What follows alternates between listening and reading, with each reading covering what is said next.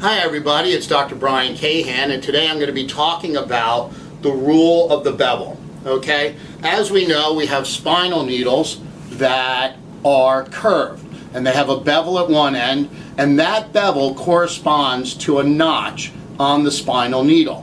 When we look at it, we have to understand that as we put the needle through the skin, it's always going to move away from the bevel. Okay, it also means it's going to move away from the notch. The notch is right at the tip, and when you can feel it on every spinal needle. Okay, also your 2E needles have a notch.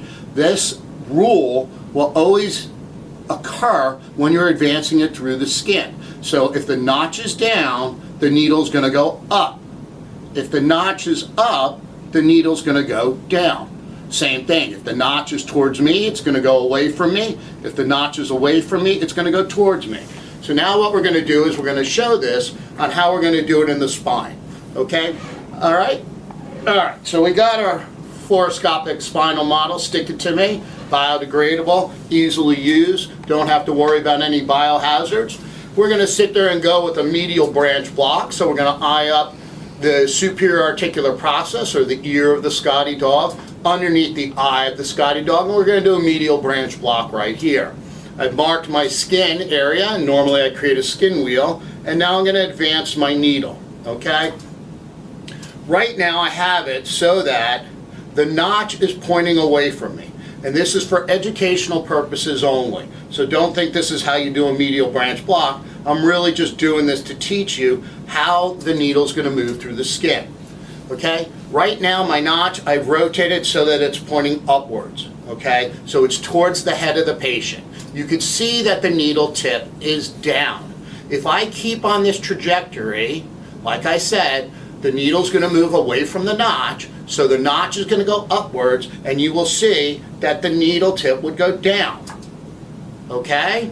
That's how you steer a needle, alright? So we're going to come back and we're going to go over it again, and we'll show you how to do it so that you're actually doing a medial branch block.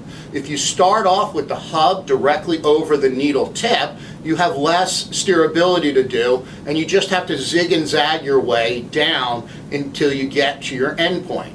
But we're going to show how to steer a needle. Right now the notch is pointing upwards. I'm going to push it down. You're going to see the needle tip go down and the hub goes up. I'm going to rotate the notch so it goes down, and what you're going to see is the needle tip's going to start going upward.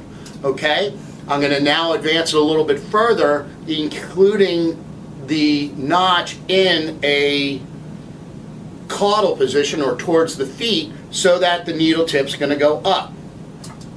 See that needle tip starting to go up? You can see it right here. Okay, our end point's going to be right there. So we're going to sit there and keep doing the needle tip going up, and when it starts going too far up like it is there, what are we going to do? We got the notch pointing down, we're going to rotate the notch 180 degrees, and we're going to now advance it. And what you'll see is that needle tip will start coming down. Look how you can steer that needle. It looks like there's some wicked bend in the needle, but I haven't done anything to that needle. It's just the way you can steer it.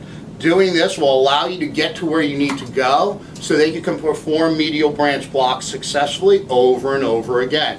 What you'll see now is we can see that on our oblique view. We're at the eye of the Scotty dog. We're going to go to our AP view, and you can see we're right there in that juxtaposition between the superior articular process and the transverse process where your medial branch nerve is located.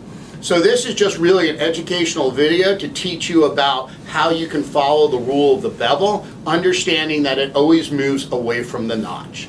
Keep practicing it day in, day out on your biodegradable model, and you'll perfect spinal injections and never have any incidents, hopefully.